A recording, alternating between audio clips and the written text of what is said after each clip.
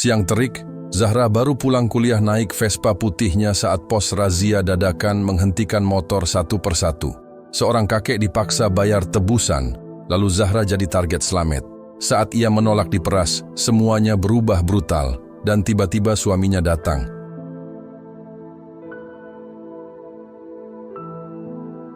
Siang itu, matahari terasa seperti membakar seluruh permukaan kota. Udara panas membuat napas terasa berat, dan bau aspal yang menguap bercampur dengan asap kendaraan menambah sesak suasana.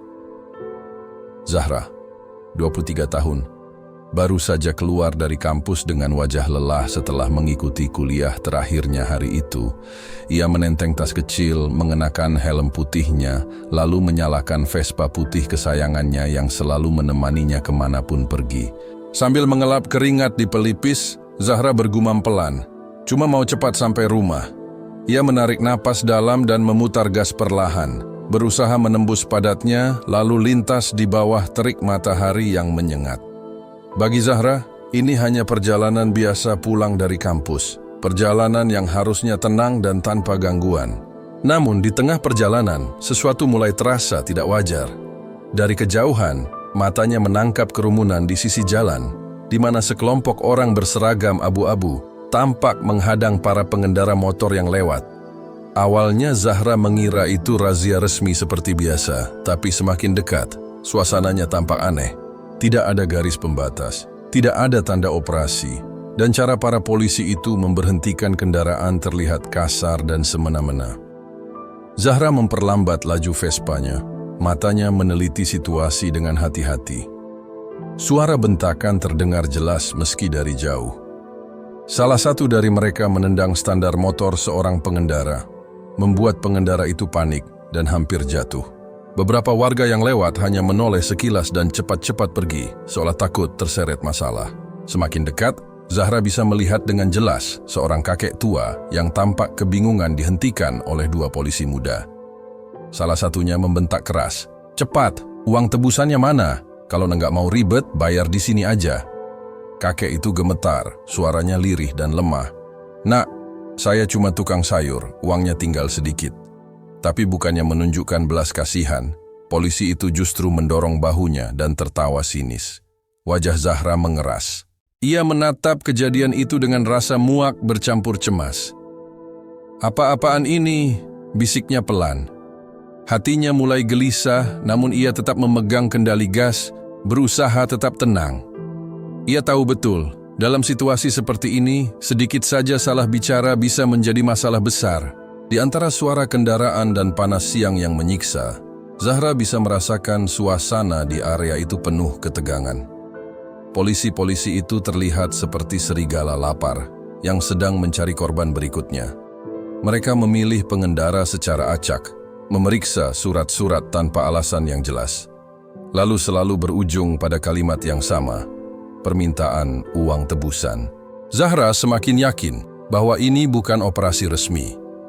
Ia menatap lurus ke depan, berharap bisa lewat tanpa masalah. Tapi sebelum sempat melewatinya, salah satu polisi kekar yang berdiri di tengah jalan menatapnya dengan sorot tajam.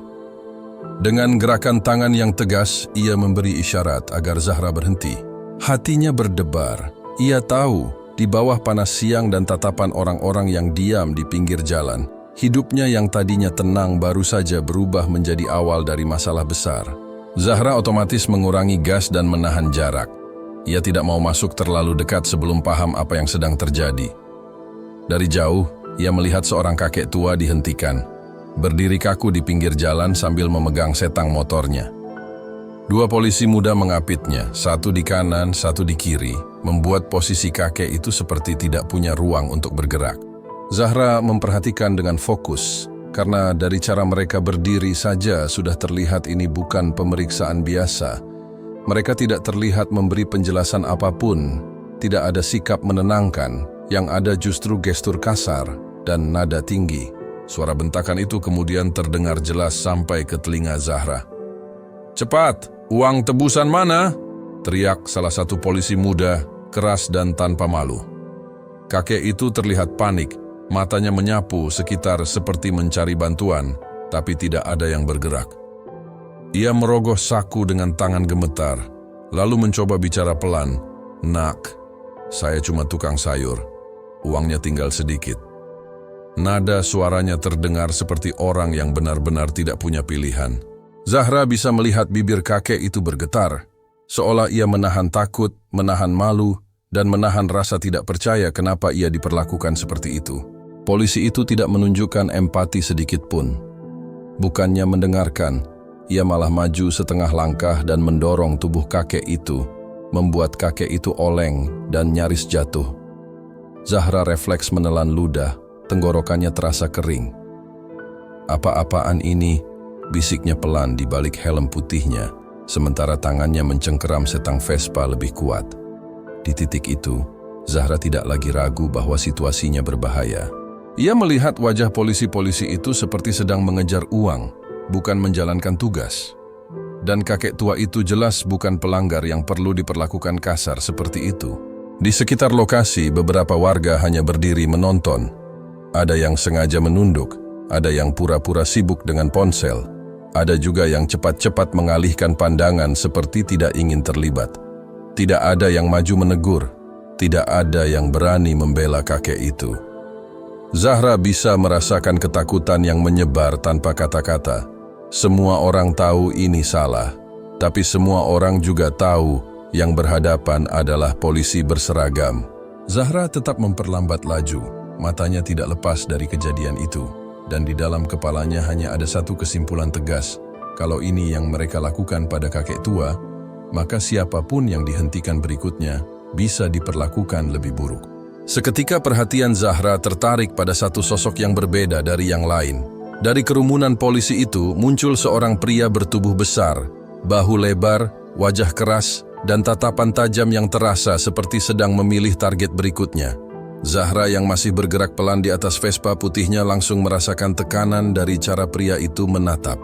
Ia bukan sekadar melihat kendaraan yang lewat, tapi seolah mengukur siapa yang bisa dipaksa, siapa yang bisa diperas.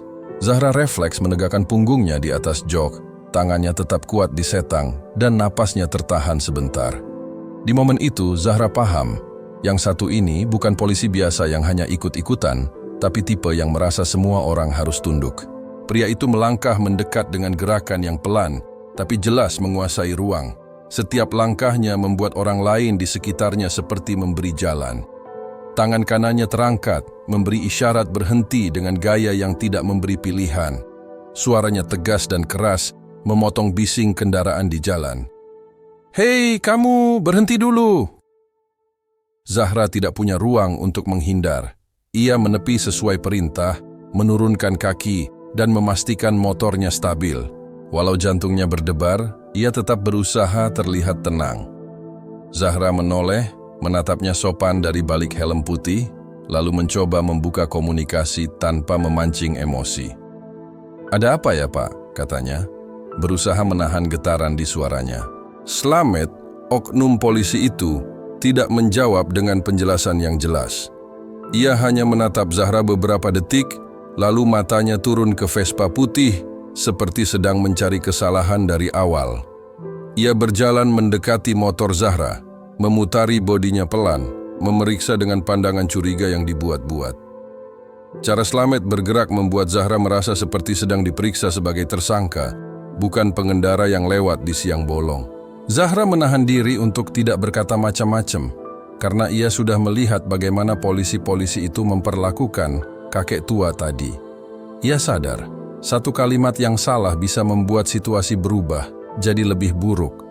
Di pinggir jalan, beberapa warga memperhatikan dari jauh, tapi tetap menjaga jarak. Seolah mereka juga sudah paham bahwa kalau Slamet mulai mengunci, maka orang yang dihentikan biasanya tidak akan keluar dengan mudah. Setelah mengitari motor, Slamet berhenti di sisi depan Vespa, lalu menatap Zahra lagi dengan ekspresi dingin. Tanpa menunjukkan alasan yang masuk akal, ia menjatuhkan kalimat yang terdengar seperti vonis. "Motor kamu ini kelihatannya nggak beres." Zahra menegang, tapi tetap menjaga nada bicara. Ia tidak langsung membantah dengan emosi, karena ia tahu Slamet terlihat menikmati reaksi orang yang panik. Dalam kepalanya, Zahra menyusun kata-kata agar tetap sopan dan tidak membuka celah. Ia menatap Slamet lurus, berusaha memahami apakah ini benar-benar pemeriksaan atau baru langkah awal untuk memaksa uang tebusan seperti yang terjadi pada pengendara lain. Di titik itu, suasana terasa semakin sempit, seolah jalanan ramai di sekelilingnya tiba-tiba berubah menjadi ruang tekanan yang hanya berisi dirinya, Vespa putihnya, dan tatapan Slamet yang tidak ramah. Zahra langsung kaget mendengar tuduhan itu. Ia menatap Slamet sebentar, lalu berusaha menjawab dengan tenang, meski dadanya mulai panas. Maksudnya Pak, semua lengkap kok, STNK, SIM, pajak juga hidup. Zahra bicara pelan tapi jelas, seperti orang yang tahu dirinya tidak melakukan kesalahan dan tidak mau terpancing. Ia bahkan sempat menunjuk kantong kecil di tasnya, tempat ia biasa menyimpan dokumen kendaraan. Namun Slamet tidak terlihat tertarik untuk mendengar penjelasan. Ia hanya melirik Zahra dengan tatapan malas, seakan-akan semua yang Zahra katakan sudah dianggap alasan. Nada suaranya dingin dan meremehkan. Jangan ngajarin saya udah tahu mana yang benar, mana yang salah. Dengan gerakan cepat, Slamet meminta surat-surat Zahra. Zahra menyerahkan STNK dan SIM tanpa melawan. Tapi ia tetap memperhatikan setiap gerakan Slamet. Slamet membuka, menatap, lalu sengaja memperlambat pemeriksaan. Ia membolak-balik dokumen itu berkali-kali, menahan seolah sedang mencari sesuatu yang sebenarnya tidak ada. Zahra bisa melihat Slamet sesekali melirik ke anak buahnya, seperti sedang memberi isyarat diam-diam. Beberapa detik terasa panjang. Zahra menahan napas, menahan emosi, sambil mendengar suara kendaraan lewat di belakangnya. Di sisi jalan ada warga yang berhenti, tapi mereka tetap menjaga jarak. Zahra sadar, setiap orang yang menonton sedang menilai, apakah Zahra akan diperas seperti kakek tadi, atau bisa lolos tanpa masalah. Tiba-tiba Slamet mengubah ekspresi, seolah menemukan bukti. Ia mengerutkan dahi dan berkata tegas, "Ini aneh, nomornya kayak nggak cocok." Kalimat itu membuat Zahra tersentak. Ia menatap dokumen di tangan Slamet, lalu menatap wajah Slamet dengan tidak percaya. "Pak, itu surat asli, nama saya sendiri." Zahra bicara lebih tegas, tapi tetap berusaha tidak meninggikan suara. Ia tahu banyak orang hancur di situasi seperti ini karena panik, lalu membuat kesalahan. Zahra tidak mau memberi Slamet alasan untuk memperburuk keadaan. Tapi di dalam hatinya ia mulai paham permainan ini. Slamet sengaja mencari celah, bukan mencari kebenaran. Slamet mengangkat alis, seperti menikmati reaksi Zahra. Ia tidak menunjukkan bukti apapun, tidak menjelaskan letak ketidaksesuaian, hanya menatap Zahra dengan senyum kecil yang sinis. "Kalau asli, kenapa saya curiga?" ucapnya datar. Zahra menelan ludah, karena pertanyaan itu terdengar seperti jebakan. Apapun jawaban Zahra, Slamet akan tetap memutar arah. Zahra menatap Slamet lurus, mencoba menahan getaran di suaranya. Ia mulai merasa bukan hanya dokumennya yang sedang diperiksa, tapi juga mentalnya sedang diuji. Apakah ia akan takut, menyerah, lalu mengeluarkan uang? Dan di momen itu, Zahra sadar, pos dadakan ini bukan sekadar pemeriksaan kendaraan, tapi ruang tekanan yang sengaja dibuat agar orang-orang seperti dia kehilangan pilihan. Zahra tahu kalau ia ikut panik, Slamet akan makin mudah menekan. Ia menarik napas dalam, mengatur suaranya supaya tetap stabil. Dengan posisi berdiri tegak di samping Vespa putihnya, Zahra menatap Slamet lurus dan berkata jelas, "Pak, kalau ini razia resmi, saya minta lihat surat tugasnya." Kalimat itu bukan tantangan, tapi permintaan prosedur yang wajar. Namun efeknya langsung terlihat. Slamet terdiam sesaat. Tatapannya yang tadi penuh yakin seperti sempat goyah, seolah ia butuh waktu sepersekian detik untuk menyusun alasan. Zahra menangkap momen itu dan makin yakin bahwa yang ia hadapi bukan operasi resmi. Slamet buru-buru menutup celah. Dengan nada ketus ia berkilah, "Surat tugas ada di mobil, nggak usah banyak tanya." Nada suaranya lebih keras, seperti sengaja untuk membuat Zahra mundur. Tapi Zahra tidak bergerak. Ia tetap tenang, tetap sopan, dan menjawab tanpa menaikkan emosi, "Baik Pak, saya tunggu di sini, tolong ambilkan." Jawaban itu sederhana, tapi menekan Slamet balik. Karena memaksa dia membuktikan ucapannya, Zahra berdiri di tempat, tidak menyerah, tidak mundur. Di pinggir jalan, beberapa warga yang menonton mulai saling pandang. Ada yang terlihat ingin mendekat, tapi masih ragu. Mereka seperti menunggu. Apakah Slamet akan benar-benar menunjukkan surat tugas, atau justru mengamuk? Wajah Slamet berubah kaku. Ia menatap Zahra beberapa detik tanpa berkedip, lalu melirik ke arah anak buahnya sebentar. Tatapan singkat itu seperti komunikasi diam-diam. Situasi mulai tidak sesuai rencana. Zahra bisa merasakan tensi naik. Ia melihat tangan Slamet mengepal sebentar, lalu ia mengalihkan pembicaraan, memotong jalur logika agar tidak perlu membuktikan apapun. Pokoknya kamu salah. Saya tilang, katanya cepat, seperti ingin menutup diskusi sebelum terbuka lebih jauh. Zahra menahan diri agar tidak terpancing. Ia tidak berteriak, tidak memaki, tapi suaranya jelas dan tegas. Saya tidak akan tanda tangan tanpa alasan yang jelas. Kalimat Zahra membuat suasana jadi lebih sunyi, seolah keramaian jalanan di belakangnya mendadak jauh. Anak buah Slamet berhenti tertawa sebentar. Beberapa warga mengangkat ponsel lebih tinggi, mulai merekam dengan lebih berani. Karena sekarang pertikaian itu sudah jelas. Ini bukan sekadar pemeriksaan, tapi pemaksaan. Zahra tetap berdiri di posisinya, memegang prinsip, dan menatap Slamet tanpa menantang, tapi juga tanpa takut. Ia tahu risikonya besar. Ia juga tahu Slamet tipe yang tidak suka dipatahkan di depan umum. Dan tepat di saat itulah, Zahra sadar langkah berikutnya bisa jadi lebih buruk. Karena Slamet bukan orang yang mau kalah hanya karena diminta menunjukkan surat tugas. Slamet tiba-tiba mengubah cara bicaranya. Ia tidak lagi pura-pura membahas surat atau pelanggaran, tapi langsung mendekat sampai jaraknya terlalu dekat dengan Zahra. Tubuhnya mencondong, suaranya diturunkan seperti orang yang sedang menawarkan jalan pintas sambil tetap mengancam. Kalau mau cepat beres, bayar aja, 3 juta kamu jalan, katanya singkat. Zahra menatapnya tanpa mengalihkan pandangan. Ia bisa mencium bau keringat dan rokok dari napas Slamet, dan ia tahu ini bukan tawaran baik-baik. Ini pemerasan yang sengaja dibuat seolah normal. Zahra menahan emosi agar tidak meledak, karena ia sadar Slamet ingin melihatnya panik atau terpancing. Zahra menjawab tegas, tanpa berputar-putar. Maaf Pak, saya tidak akan bayar untuk kesalahan yang tidak saya lakukan.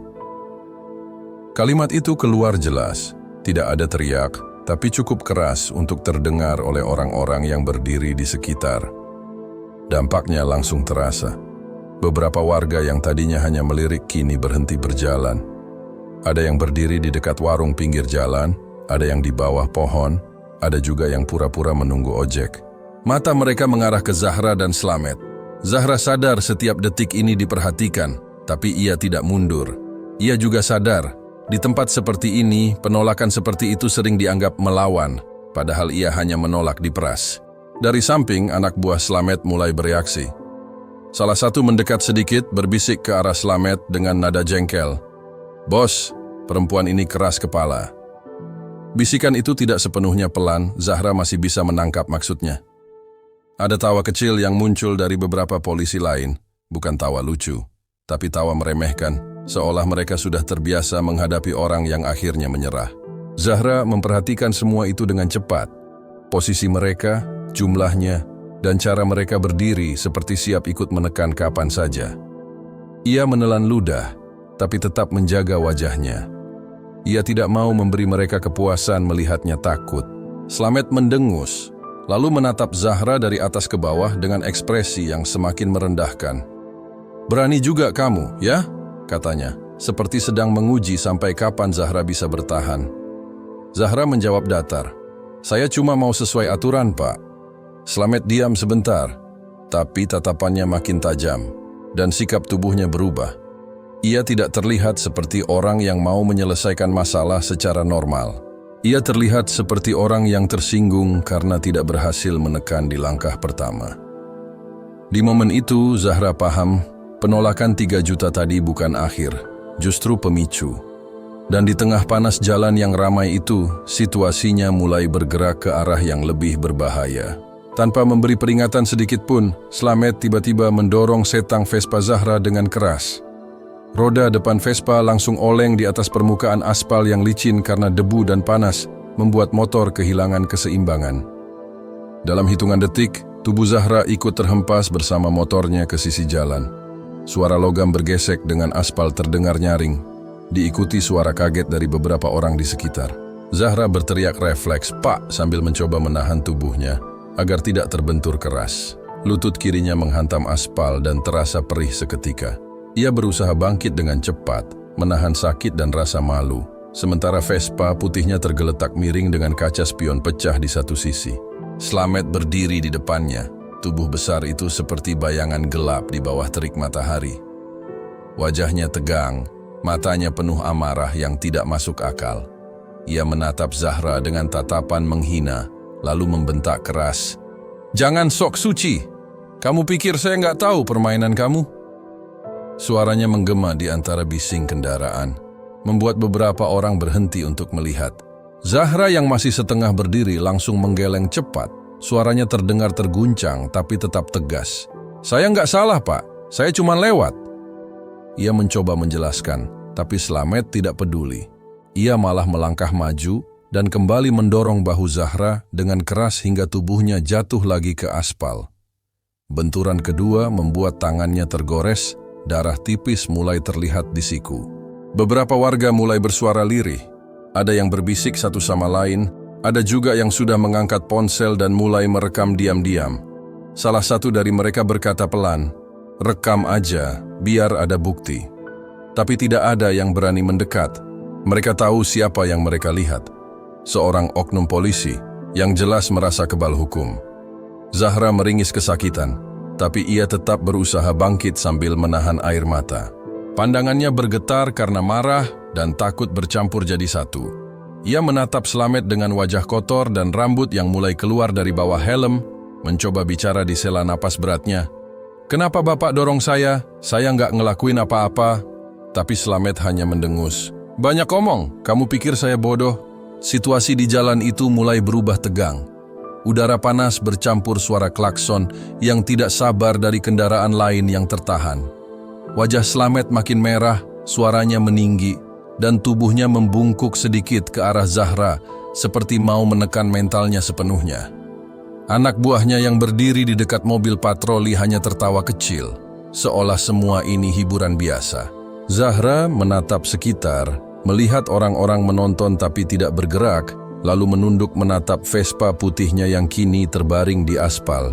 Ia tahu, sejak Slamet mulai menggunakan kekerasan, ini bukan lagi soal tilang atau surat, tapi tentang arogansi dan penyalahgunaan kekuasaan yang nyata di depan mata. Slamet terlihat makin kehilangan kendali setelah melihat Zahra tetap berusaha bangkit dan tidak mau menyerah.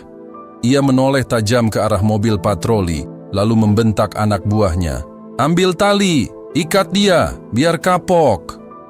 Perintah itu membuat Zahra membeku sesaat.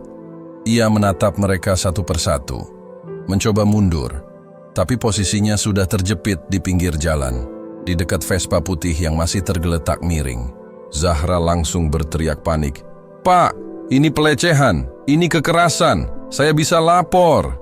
Suaranya pecah, bukan karena ingin drama, tapi karena ia sadar perintah itu sudah melewati batas. Namun anak buah Slamet bergerak cepat. 2 orang mendekat, satu langsung memegang pergelangan tangan Zahra, satu lagi menahan lengan atasnya agar ia tidak bisa menghindar. Zahra berusaha menarik tangannya, tapi tenaga mereka lebih besar dan mereka jelas tidak peduli. "Lepasin, saya bisa jalan sendiri, jangan pegang saya." Zahra berontak sambil berusaha menjaga keseimbangan, tapi tubuhnya masih sakit setelah jatuh berkali-kali. Salah satu anak buah Slamet justru mengejek, Udah, biar cepat beres." Di saat yang sama, tali dibawa dari mobil patroli dan diseret ke arah tiang di pinggir jalan. Zahra melihat itu dan dadanya makin sesak. Beberapa warga yang menonton mulai terdengar gaduh, ada yang berseru, "Pak, jangan begitu." Tapi tetap tidak ada yang berani mendekat. Mereka takut, namun ponsel mulai terangkat lebih tinggi. Ada yang merekam dari balik motor, ada yang merekam dari dekat warung, Ada juga yang pura-pura menelepon sambil kamera mengarah ke kejadian. Dalam beberapa detik, Zahra dipaksa berdiri menempel ke tiang pinggir jalan. Tali dililitkan cepat, mengunci posisi tubuhnya agar tidak bisa bergerak bebas. Nafas Zahra terengah karena panik dan sakit. Rambutnya berantakan keluar dari bawah helm, pipinya kotor oleh debu dan air mata yang tidak bisa ia tahan lagi. Ia mencoba bicara sekeras mungkin agar terdengar orang banyak. "Tolong! Ada yang rekam! Ini bukan razia resmi!" Suaranya terdengar gemetar, tapi tetap jelas. Warga yang merekam seperti mengerti, beberapa mengangguk kecil seolah berkata, "Kami lihat, kami simpan buktinya." Namun tetap saja tidak ada yang berani menghentikan langsung, karena Slamet dan anak buahnya berseragam dan bertindak seperti tidak takut konsekuensi. Slamet berdiri di depan Zahra dengan ekspresi puas, seperti merasa berhasil menang. Ia menatap Zahra dari jarak dekat, lalu berkata dingin, "Sekarang, ngaku atau bayar." Zahra menelan ludah, tubuhnya gemetar, tapi ia memaksa suaranya keluar stabil. "Saya tidak bersalah, Pak. Saya tidak akan ngaku dan saya tidak akan bayar." Slamet menyeringai tipis, lalu menoleh ke warga yang menonton seolah menantang mereka untuk ikut campur. Anak buahnya tertawa kecil, dan situasi di pinggir jalan itu berubah makin menekan. Zahra terikat, dipermalukan di depan umum, sementara Slamet seperti sengaja menjadikan kejadian itu tontonan untuk mematahkan mentalnya. Slamet yang sudah dikuasai emosi kembali bergerak ke arah mobil patroli. Ia membuka pintu belakang, mengambil sebuah ember besar yang terlihat kotor dan bau. Tanpa berpikir panjang, ia menyiramkan seluruh isinya ke tubuh Zahra yang masih terikat di tiang. Air kotor bercampur lumpur dan bekas cucian menetes dari rambut dan bajunya, membuatnya menggigil. Beberapa warga yang menonton langsung menutup mulut, ada yang menatap tak percaya, ada yang berbisik lirih, "Ya Allah, tega banget."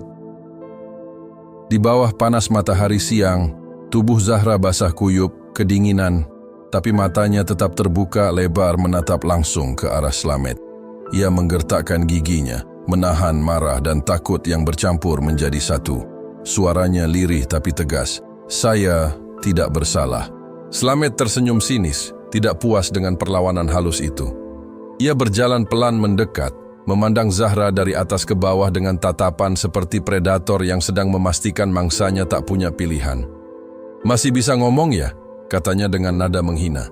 Lalu, tanpa aba-aba, ia mencengkeram rahang Zahra dengan kasar, memaksa wajahnya menatap lurus ke arahnya. "Kalau begitu, saya bikin kamu nyesel." Nafasnya kasar, nadanya dingin, dan kata-katanya terdengar seperti ancaman nyata. Zahra meringis kesakitan, tapi tetap menatapnya balik, matanya merah, penuh amarah, dan harga diri yang belum hancur. Beberapa warga yang melihat adegan itu mulai bersuara lebih keras, tapi tetap dari jarak aman. "Pak, udah, jangan begitu. Itu perempuan, Pak." Namun Slamet tidak mendengar atau pura-pura tidak peduli. Ia melepas cengkeramannya, mundur setengah langkah, lalu dengan cepat melayangkan tendangan keras ke arah perut Zahra. Benturannya keras dan jelas terdengar. Zahra terhuyung ke belakang, terikat tapi tidak bisa jatuh, hanya bisa menahan tubuhnya agar tidak roboh. Ia mengerang pelan, rasa sakit membuat napasnya terputus-putus. Matanya terpejam sesaat, tapi begitu terbuka lagi, ia tetap menatap Slamet dengan tatapan yang sama. Bukan ketakutan, tapi tekad untuk tidak menyerah. Anak buah Slamet tertawa pelan melihat itu. Salah satu dari mereka berkata dengan nada mengejek, "Masih keras juga tuh cewek, bos." Slamet melirik mereka dengan puas, seolah baru saja menunjukkan kekuasaan di depan anak buahnya. Warga di sekitar semakin ramai, beberapa merekam lebih jelas, dan ada yang berbisik, "Itu harus dilaporin, ini udah nggak manusiawi." Tapi tidak ada yang berani mendekat. Zahra tetap berdiri terikat di tiang, tubuhnya gemetar karena air kotor yang menempel di kulit, pipinya memar, tapi ia masih menahan diri untuk tidak menangis lagi. Dalam hatinya, satu hal mulai tumbuh. Kalau hari ini ia bertahan hidup, maka semua yang dilakukan Slamet akan menjadi bukti untuk menjatuhkannya. Suasana di pinggir jalan itu berubah jadi mencekam. Zahra masih terikat, tubuhnya basah, napasnya pendek-pendek, dan jelas terlihat ia sudah kelelahan menahan sakit. tapi matanya masih terbuka, menatap lurus, seolah ia menolak untuk benar-benar runtuh. Warga yang tadinya memilih diam mulai kehilangan kesabaran. Dari arah warung, terdengar seorang pria setengah tua berteriak, "Pak, jangan begitu. Dia perempuan." Lalu disusul suara lain, lebih keras, "Itu udah keterlaluan. Lepasin dia." Ada juga ibu-ibu yang ikut bersuara, "Pak, stop. Ini siang bolong." Namun semua teriakan itu seperti tidak berarti di hadapan Slamet. Ia tidak menoleh, tidak merespons. Seakan-akan suara warga tidak ada nilainya. Slamet justru berdiri dengan gaya menantang, seperti ingin menunjukkan bahwa tidak ada yang bisa menyentuhnya. Ia menggeser posisi tubuhnya sedikit, melirik warga dengan tatapan dingin, lalu kembali fokus ke Zahra. Anak buah Slamet menambah panas suasana. Mereka bukannya menenangkan, malah menertawakan warga yang berteriak. Salah satunya berkata dengan nada mengejek, "Bos lagi marah, udah jangan ikut campur." Kalimat itu seperti pesan jelas. Siapapun yang mendekat bisa ikut kena masalah. Warga yang sudah berani bicara pun akhirnya berhenti maju, karena melihat bagaimana anak buah Slamet berdiri rapat, menjaga jarak, siap menghadang. Tapi ponsel-ponsel tetap terangkat. Ada yang merekam dari balik jok motor. Ada yang merekam dari dalam warung, ada yang pura-pura memotret jalan, tapi kamera mengarah ke tiang tempat Zahra diikat. Mereka mungkin takut, tapi mereka ingin bukti. Zahra sendiri sudah terkulai. Kepalanya sedikit menunduk, bahunya turun, dan tubuhnya terlihat lemah. Air kotor masih menetes dari rambutnya. Tangan yang terikat membuatnya sulit menahan beban badan. Tapi ia memaksa untuk tetap berdiri agar tidak jatuh. Ia menelan ludah dengan susah payah, berusaha mengatur napas. Di sela keributan itu, ia mendengar suara orang-orang yang merekam berbisik, "Terus rekam, jangan berhenti." Ada juga yang berkata pelan, "Kalau nggak ada video, mereka bisa ngeles." Zahra menangkap kalimat itu seperti pegangan terakhir. Meski lemah, ia sadar satu hal. Semakin banyak saksi dan rekaman, semakin kecil peluang Slamet menutup-nutupi semuanya. Lalu, di tengah teriakan warga dan tawa mengejek para polisi, sebuah suara keras tiba-tiba memotong semua kebisingan. Suara mobil mengerem mendadak, ban berdecit, dan kendaraan berhenti tidak jauh dari pos dadakan itu. Beberapa orang spontan menoleh ke arah sumber suara. Detik berikutnya, pintu mobil terbuka dengan hentakan keras, seperti orang yang turun tanpa ragu dan tanpa takut. Suara pintu itu memecah suasana, membuat anak buah Slamet yang tadi tertawa mendadak diam. Slamet sendiri menoleh cepat, dan untuk pertama kalinya ekspresinya berubah. Bukan marah lagi, tapi seperti kaget karena ada orang yang datang dengan cara yang jelas tidak biasa. Dari mobil yang baru saja berhenti mendadak itu, keluar seorang pria tinggi dan tegap memakai seragam TNI. Cara ia turun bukan seperti orang yang sekadar lewat atau ingin menonton. Langkahnya cepat, bahunya tegak, dan wajahnya tegas seperti orang yang sudah memutuskan sesuatu. Begitu berdiri di pinggir jalan, matanya langsung tertuju pada satu titik. Zahra yang terikat di tiang, tubuhnya basah dan lemah. Suasana yang tadi riuh mendadak seperti mengecil, karena semua orang spontan menoleh ke arah pria itu. Lalu suaranya terdengar keras dan jelas, memotong bising jalan dan menggetarkan suasana. "Zahra!" teriaknya. Zahra yang tadi terkulai perlahan mengangkat kepala. Matanya terbuka lebih lebar. Air mata langsung jatuh tanpa bisa ia tahan. Suaranya lirih dan pecah. "Dika." Orang itu adalah Jenderal Dika, suami Zahra. Ia langsung bergerak maju, seperti tidak peduli siapa yang menghalangi.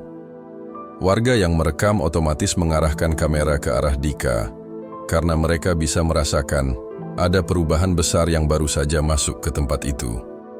Anak buah Slamet yang tadinya tertawa kini seketika membeku. Wajah mereka berubah tegang, beberapa menelan ludah, dan satu di antaranya langsung berbisik panik ke Slamet, "Bos, itu Jenderal Dika." Ada yang refleks mundur setengah langkah, wajahnya pucat, keringat langsung terlihat di dahi. Yang lain saling pandang seperti mencari cara untuk menyelamatkan diri. Mereka tahu nama itu, tahu reputasinya, dan tahu bahwa ini bukan orang yang bisa mereka tekan dengan bentakan biasa. Namun Slamet masih berdiri dengan sikap menantang. Di matanya, Zahra bukan korban, tapi target yang harus dipaksa tunduk. Ia melihat Dika mendekat, tapi bukannya mundur atau sadar diri, Slamet justru menaikkan suara, seolah ingin menunjukkan ia tetap berkuasa di situ. "Hei!" teriaknya, melangkah maju menghadang. "Siapapun kamu, jangan ikut campur urusan saya." Kalimat itu membuat warga terdiam, karena mereka tahu Slamet sedang bermain di batas yang sangat berbahaya. Anak buah Slamet makin panik, karena mereka bisa melihat jelas. Slamet tidak paham atau tidak mau paham bahwa situasi sudah berubah total. Dika tidak berhenti.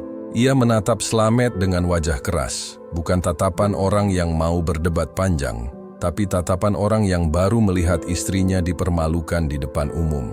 Tangannya mengepal, napasnya berat, dan rahangnya mengeras menahan emosi. Warga yang tadi hanya merekam kini terlihat semakin berani mendekat beberapa langkah, masih menjaga jarak, tapi ingin melihat apa yang terjadi. Suasana di pinggir jalan itu jadi seperti menunggu ledakan berikutnya. Zahra masih terikat, tubuhnya gemetar, tapi matanya kini menatap Dika seperti berharap satu hal, tolong hentikan ini. Dan di tengah panas siang itu, semua orang bisa merasakan, beberapa detik ke depan akan menentukan apakah Slamet masih bisa bertindak seenaknya, atau akhirnya harus menghadapi konsekuensi yang selama ini ia anggap tidak akan pernah datang. Dika tidak menunggu izin siapapun. Begitu melihat Zahra terikat, ia langsung melangkah cepat ke tiang itu dan meraih tali yang membelit tubuh istrinya. Tangannya bergerak tegas, fokusnya hanya satu. Zahra harus lepas sekarang juga. Zahra menatap Dika dengan napas tersengal, tubuhnya masih gemetar, tapi ada rasa lega yang mulai muncul karena akhirnya ada orang yang berdiri di pihaknya. Di sisi lain, Slamet langsung bergerak untuk menghentikan. Ia maju dengan kasar, menarik kerah baju Dika, seolah Dika bawahan yang bisa ia dorong seenaknya. Suaranya meledak. "Saya bilang jangan campur tangan." Warga yang merekam menahan napas. Beberapa anak buah Slamet yang tadi panik kini, seperti ikut menunggu, bingung apakah harus maju atau mundur. Dika berhenti sejenak, menatap Slamet dengan dingin. Tatapannya tidak berisi rasa takut, tidak juga berisi keraguan. Suaranya keluar pelan tapi jelas. "Kamu baru saja mengikat istri saya." Kalimat itu membuat Slamet terpaku sepersekian detik, tapi ia masih mencoba mempertahankan gaya sok kuasa. Ia tetap mencengkeram kerah Dika, seolah ingin menunjukkan bahwa seragamnya masih bisa menekan siapapun. Namun Dika tidak memberi ruang. Dalam satu gerakan cepat, Dika menghantam wajah Slamet dengan pukulan keras. Slamet langsung terhuyung, cengkeramannya lepas, tubuhnya mundur beberapa langkah dengan ekspresi kaget karena tidak menyangka akan mendapat balasan secepat itu. Anak buah Slamet bereaksi refleks. Mereka maju sekaligus, sebagian mencoba memegang Dika dari samping, sebagian lain mengangkat tangan seperti mau memukul. Tapi Dika bergerak seperti orang yang sudah terlatih menghadapi serangan banyak orang. Ia menangkis, menghindar, dan memukul balik dengan gerakan yang tepat sasaran tanpa membuang waktu. Warga yang merekam langsung heboh, tapi tetap menjaga jarak. Suara langkah sepatu beradu dengan aspal terdengar cepat, diikuti suara orang-orang yang jatuh satu persatu. Anak buah Slamet yang tadi sok tertawa kini berubah kacau. Ada yang terpental mundur, ada yang tersungkur, ada yang mencoba bangkit tapi langsung dijatuhkan lagi. Di tengah kekacauan singkat itu, Dika membentak keras, suaranya tegas dan penuh tekanan. "Kalian lupa aturan ya?" Bentakan itu seperti tamparan kedua yang menghantam mereka, karena jelas Dika bukan orang sembarangan. Dalam beberapa detik, satu persatu anak buah Slamet terkapar di tanah, tidak lagi mampu menyerang. Suasana mendadak berubah, total. Yang tadi tertawa kini diam. Yang tadi menonton takut kini makin berani merekam. Zahra masih berdiri lemah di dekat tiang. Tali mulai terlepas. Dan untuk pertama kalinya sejak dihentikan tadi, ia melihat Slamet dan kelompoknya kehilangan kendali atas situasi yang mereka buat sendiri. Slamet berusaha bangkit dengan tubuh goyah, darah menetes dari bibirnya. Matanya masih berusaha menatap tajam ke arah Dika yang berdiri tegak di depannya. Ia masih mencoba menjaga harga diri yang sudah runtuh. Kamu nggak tahu siapa saya, katanya dengan suara serak. Nafasnya tersengal, tapi nada sombongnya belum sepenuhnya hilang. Dika melangkah perlahan mendekat. Setiap langkahnya terdengar tegas di atas aspal yang panas. Tatapannya tajam, ekspresinya dingin tanpa ampun. Dan kamu tidak tahu siapa yang kamu hina, jawabnya pelan namun penuh tekanan. Dalam sekejap, satu pukulan terakhir menghantam tepat di rahang Slamet. Suaranya keras, membuat Slamet kehilangan keseimbangan dan tumbang ke tanah. Kali ini tidak bangkit lagi. Tubuh besarnya tergeletak di aspal, darah menetes ke pipi, dan wajah yang tadi penuh arogansi kini berubah jadi ketakutan dan kalah. Anak buah Slamet yang masih sadar tidak berani bergerak. Mereka hanya bisa menunduk, beberapa bahkan memalingkan wajah karena tahu semua sudah berakhir. Warga yang menonton mulai bersorak kecil, sebagian merekam lebih dekat, memastikan momen itu terekam jelas. Zahra, yang masih lemah di dekat tiang, memandang Dika dengan mata berkaca-kaca. Tubuhnya masih gemetar, tapi ia tahu Dika hampir kehilangan kendali karena melihat perlakuan kejam terhadap dirinya. Dengan suara pelan namun cukup untuk didengar, Zahra memanggil, "Dika, cukup." Kalimat itu sederhana, tapi langsung menghentikan amarah Dika. Ia berhenti melangkah, memejamkan mata sejenak, lalu menatap Zahra dengan napas berat. Dika menurunkan tangannya perlahan, lalu berjalan ke arah istrinya. Ia membantu melepaskan sisa tali yang masih menggantung di pergelangan tangan Zahra, kemudian langsung memeluknya erat. Zahra menangis di bahunya, tidak lagi menahan air mata yang sejak tadi ia tahan. Suasana yang tadi tegang berubah jadi sunyi, hanya suara napas Zahra dan detak langkah Dika yang terdengar jelas. Di sekeliling mereka, warga masih merekam, tapi kali ini dengan ekspresi lega. Mereka tahu, apapun yang terjadi barusan, keadilan sudah mulai berjalan. Dika memeluk Zahra lebih erat, berusaha menenangkannya, sementara matanya tetap waspada mengawasi Slamet yang kini hanya bisa terbaring tak berdaya. Setelah memastikan Zahra aman, Dika mengeluarkan ponselnya dari saku celana. Suaranya kembali tenang tapi penuh wibawa. Ia menekan nomor cepat dan berbicara dengan nada komando.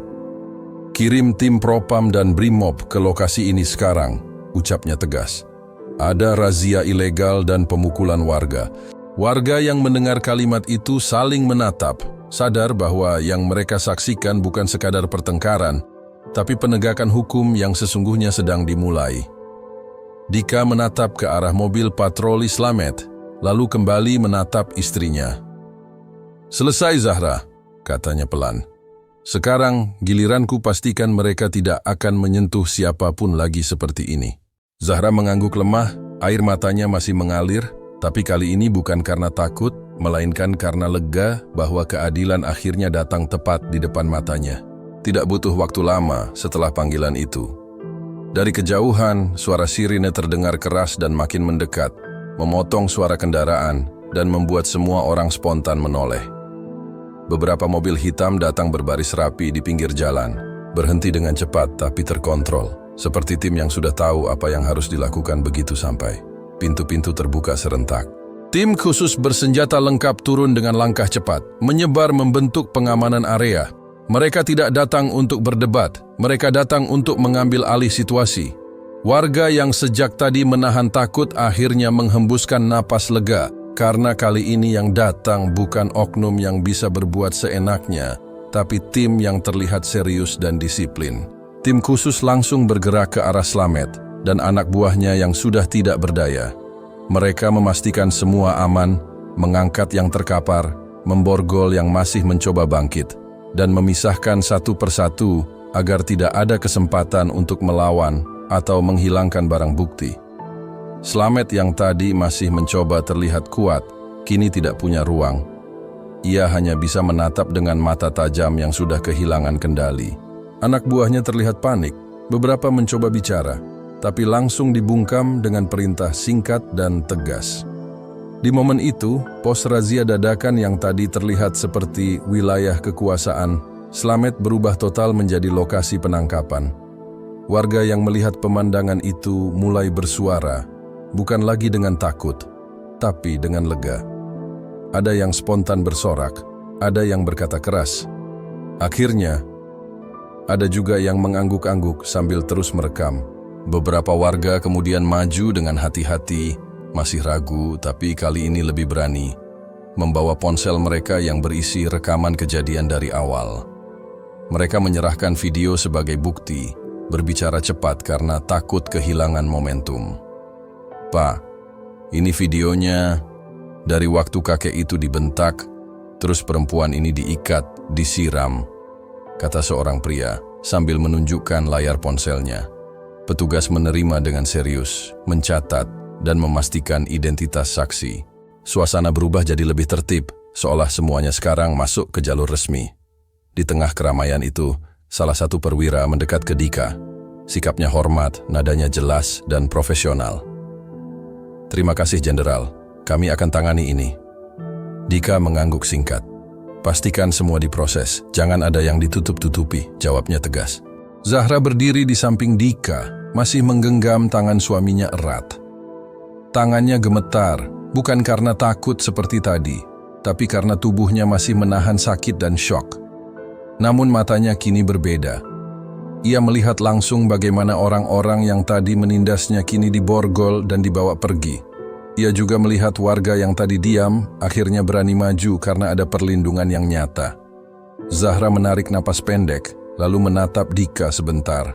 Dika mengencangkan genggamannya, memberi isyarat bahwa semuanya sudah aman.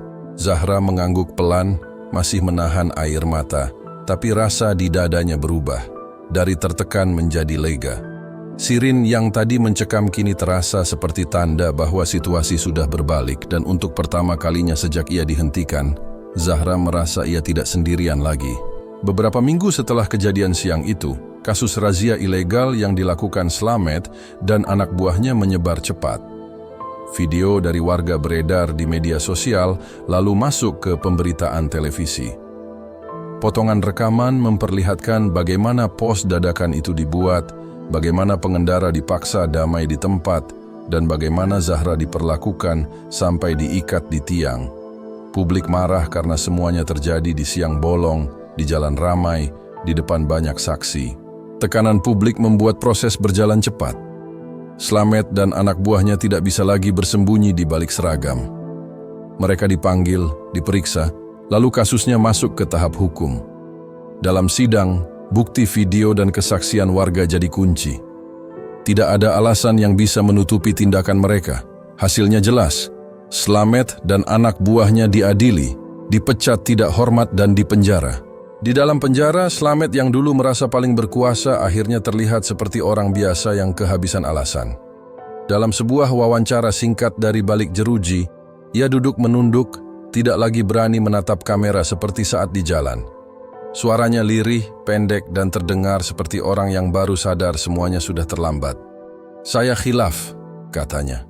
"Tidak ada pembelaan panjang, tidak ada ancaman, tidak ada gaya menantang seperti dulu. Hanya penyesalan yang terlambat setelah semuanya terekam jelas dan tidak bisa diputarbalikkan." Di sisi lain, anak buahnya juga menerima konsekuensi yang sama.